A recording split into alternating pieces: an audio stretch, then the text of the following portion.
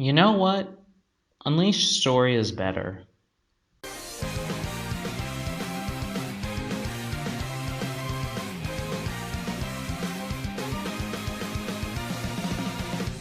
Hey guys, it's Lyoko Gem, and welcome to another video.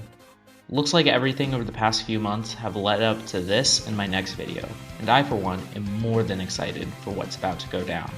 So without further ado, let's get to it and talk about Sonic Forces, its plot, and whether or not I feel like it stands up to the hype that has been going on for the past few months. First, let's give a brief explanation of the story. And brief because, don't worry, we've got the analysis video to do which will be up soon enough. So Sonic Forces opens up with Sonic in Green Hill Zone, with Tails calling him back to Sunset Heights as Eggman is endangering the people there. Of course, Sonic comes to the rescue only to come face to face with familiar friends and foes from the past, with the likes of Shadow, Chaos, and Metal. Oh, and Zavok is there too! But making his debut is the mysterious new foe, Infinite, who displays powers unlike the ones we've seen before.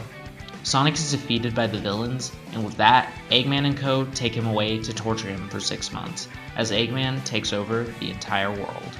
During those months, Sonic was believed to be dead, and a resistance was formed in order to ward off the threat of the Eggman Empire. Unfortunately for them, they had been fighting a losing battle. But Sonic is revealed to have been alive due to Eggman wanting him to see his completed empire. So the Resistance, with the help of a young new recruit in the form of, well, whoever you want him to be, infiltrate the chemical plant to get a shuttle in order to fly up to the Death Egg where Sonic is being held.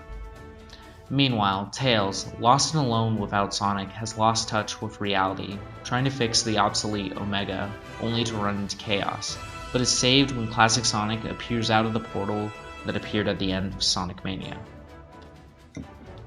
Tails instantly recognizes him as the Sonic they met during the events of the Time Eater, and together they go on the adventure to try and stop Eggman and end this war.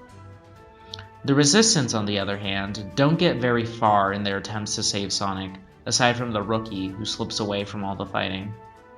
Of course, in the chaos, the Resistance raises the alarm that alerts Eggman of their presence. Zavok decides it's finally time to end Sonic and goes to him, letting him go so that they can fight one last battle. Sonic wins and Zavok disappears after the defeat, allowing Sonic to escape. He does and meets up with the Rookie, who saves him and they rejoin the Resistance. Back on the planet, Sonic and the Rookie get straight to work, doing all kinds of missions for the Resistance, taking them to locations such as Green Hill Zone, the Mystic Jungle, Sunset Heights, and more. After a confrontation with Silver, Infinite has a rematch with Sonic, who wants to know the source of his power, to which Infinite doesn't budge, but decides to spare him, while also accidentally dropping a Phantom Ruby prototype. In the meantime, Classic Sonic and Modern Tails arrive in Green Hill Zone and run into both Dr. Eggman and Infinite. There, they reveal the Phantom Ruby prototypes, and that Sonic is alive to the two. After a boss battle with Eggman, he reveals that it doesn't matter what they do, because in just 3 short days, my plan will eliminate the bothersome lot of you.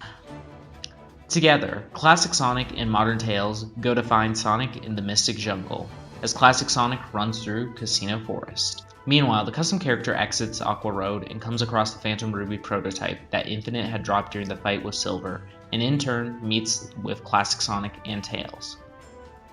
When Classic Sonic and Tails rejoin the Resistance, the latter has a reunion with Modern Sonic, and Sonic greets his alternate dimension counterpart with what is my favorite line in the game. It's been generations since I've seen you. You okay? With that, Tails reveals Eggman's plan to get rid of them in 3 days, but the Resistance has no problems with this, getting right to work and turning the tide of this war around. With that, they find Shadow, or well, the fake Shadow, and have it revealed to them that the generals of Eggman's army are nothing but illusions. In addition to that, they destroy the Death Egg and discover the truth about the Phantom Ruby, face Metal Sonic and Infinite a few more times before they soon arrive at the end. The Eggman Empire Fortress that sets the stage for the final battle with the Empire and a whole mess of illusions, Shadows, Metals, Chaos, and Zavoks, along with Eggman and Infinite themselves. But of course, Eggman pulls out his trump card, Infinite uses the Phantom Ruby to transport the sun to their world, where it is primed and ready to crash down on them. Game over. Lucky for us, our avatar holds onto the Phantom Ruby prototype, and is able to use that to nullify the attack, sending the sun away and allowing the Resistance to lead the final strike on the Eggman Empire. Sonic then runs into Infinite for one final battle, and with the help of his buddy, is able to take him down for good. After his defeat, Eggman calls him back and takes the Phantom Ruby, while Sonic and the custom character take out the main reactor. Eggman then returns for one final shebang, with an invulnerable Phantom Ruby charging his Death Egg robot. But with the real superpower of teamwork and a triple boost, Sonic and Co. are able to stop it in no time. With the Phantom Ruby destroyed, classic Sonic begins to disappear, and Tails says,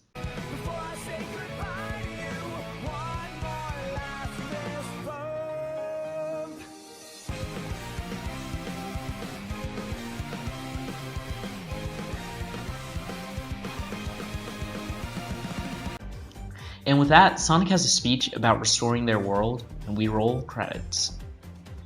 After the credits, we have a heartfelt scene with the Resistance talking about the joint effort that they made to save the world together, and I personally appreciate this line from Tails. A single person cannot restore the entire world. We have to work together and make a diligent effort. Yeah!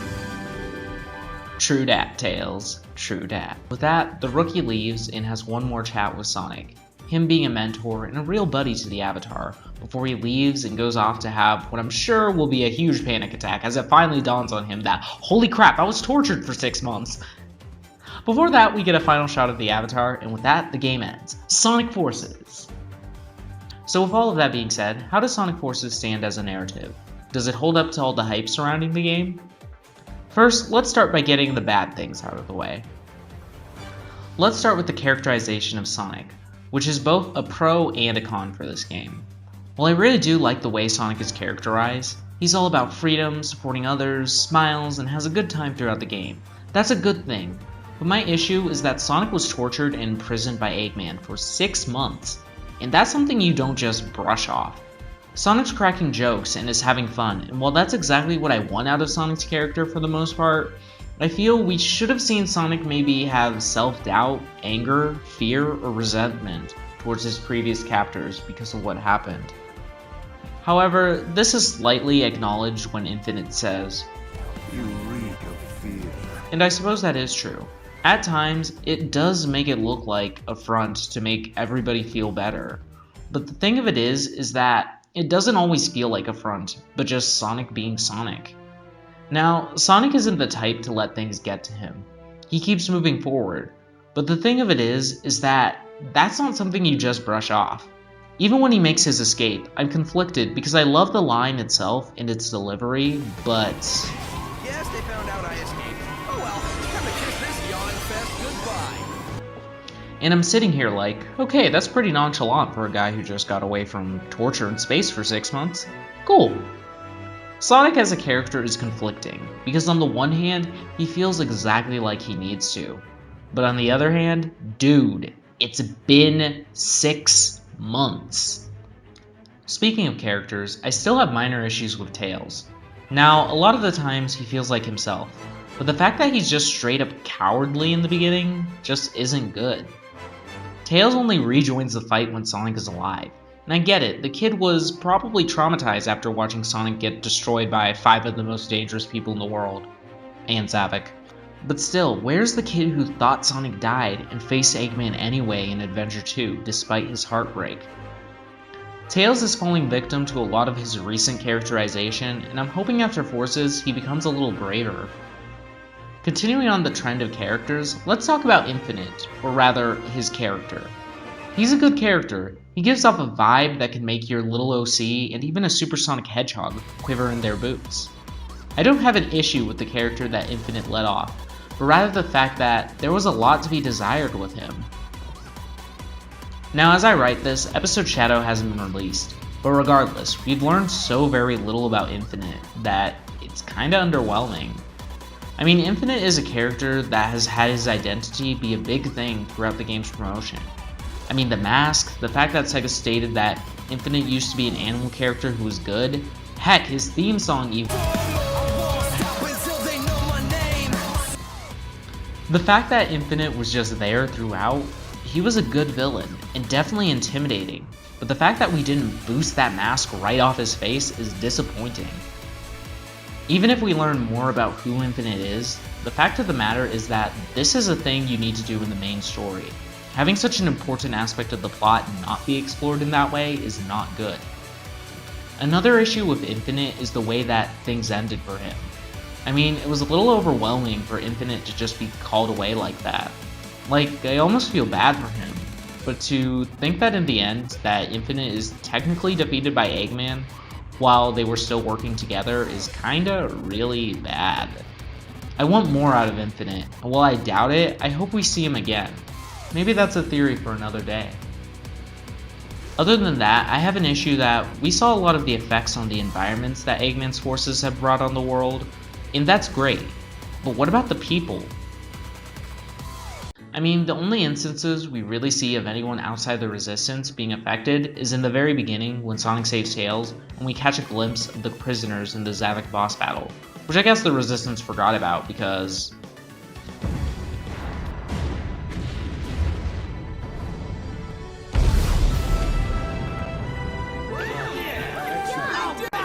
Nice one. But no, I wanted to see more of the people outside of the Resistance. Like in Sunset Heights, maybe we could have had a thing with the people cheering that like, holy crap, the rumors are true? Sonic's alive! Sonic's alive! Or in Metropolis, another very populated area, people running and hiding since there's a conflict going on. It wouldn't even have to be in gameplay, just more of civilian characters and cutscenes would have been nice. Knuckles mentioned people running in fear at Infinite in the beginning of the game, right? So let's see that. It would have made the story feel like that there was a war going on more than there already was, which would have, in my opinion, enhanced the story, since the effects on others around them, and not just the Resistance, would have meant the world. Then, let's talk about the fact that not all the villains really had boss fights. I know it's technically not story, but the fact that you introduce all these villains and make them such a huge thing, not only during advertising for the game, but right at the very beginning, we're going to expect boss fights, and for them to each play their part, right? Regardless of if they ended up illusions or not, right? Then why the heck does Chaos get offed like this? Bop! I just don't think it's right. My second to last problem is another nitpick, but where are the precious jewels that are pretty much a must-have in this franchise? You mean the Chaos Emeralds?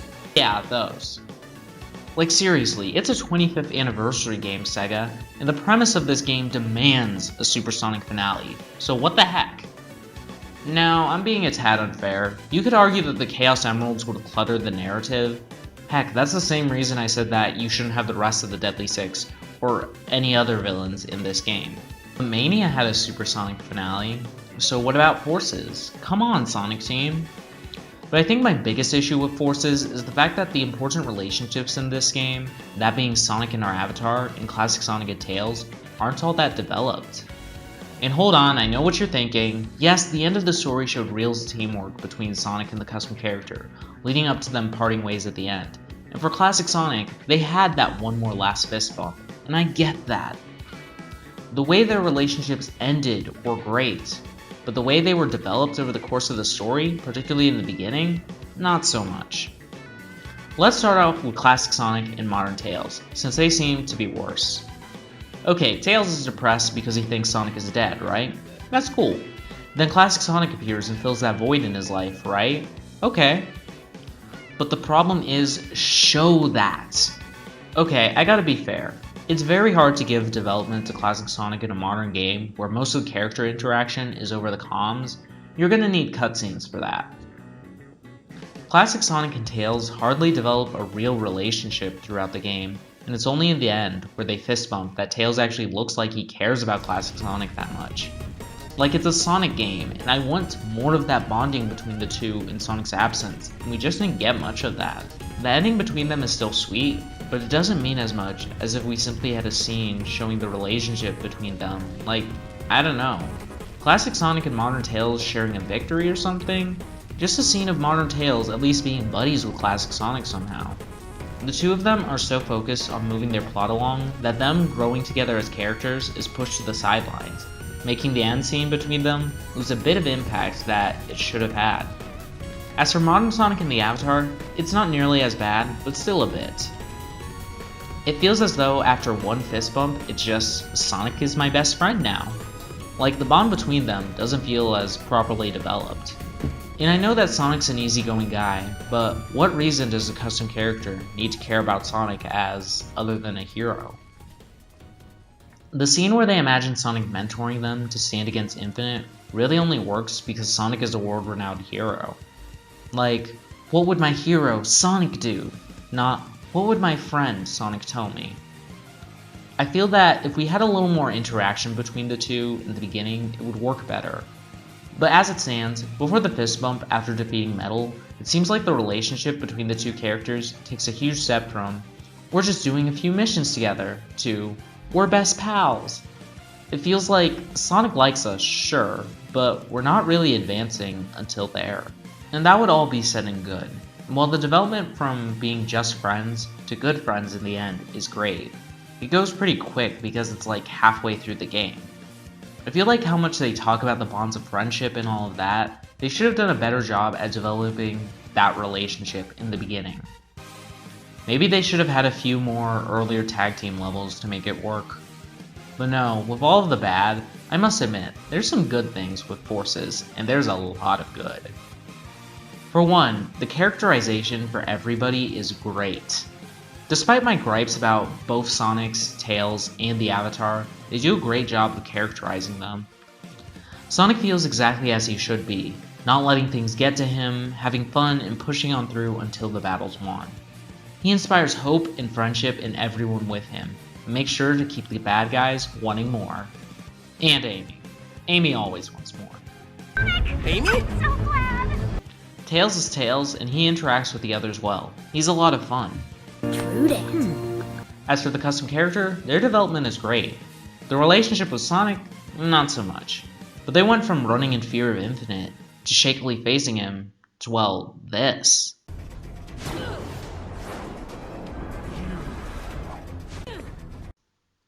I like the development of the Avatar. And classic Sonic is kept as simple as he needs to be, which is good. As for the villains, well, Infinite is very intimidating and does his job well. Zavik, despite everything, feels like himself.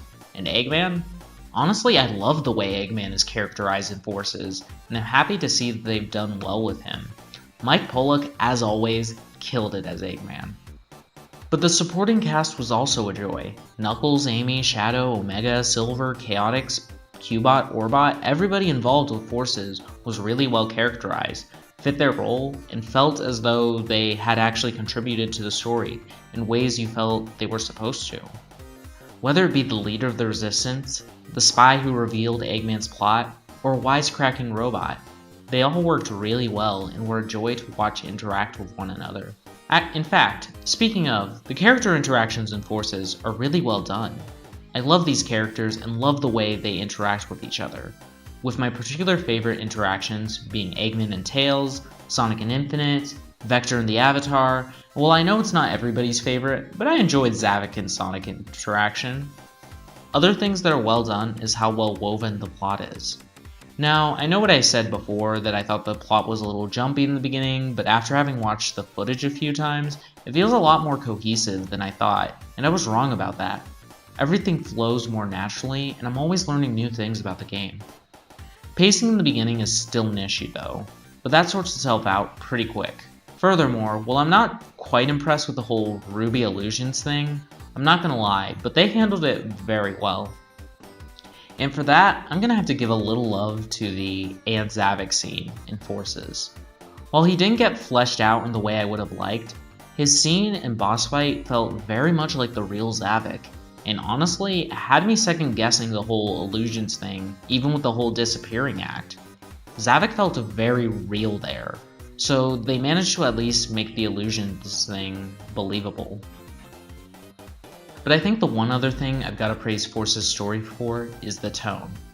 Now sure, there are a few out of place moments here and there, you, dude! Don't remind me, dude. Otherwise, Sonic Forces is a Sonic story that manages to be exactly what it needs to be. It has its serious moments, its action and overall feeling of adventure, mixed in with good vibes, fun moments, and hearts that Sonic stories are known for. With little moments that can't help but make you gasp or feel for the characters, and on the opposite end of the spectrum, smile or laugh.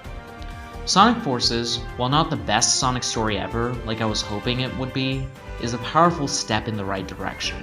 And if Sonic continues on this path for storytelling, then I truly believe we'll have a story to beat Unleashed in no time flat. So with all of that being said, how do I rate Sonic Forces' story?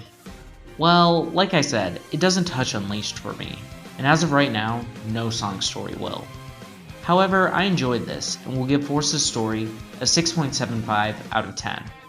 6.5 felt a little too low, but a 7 felt a tad too high, so that's where that rating comes in.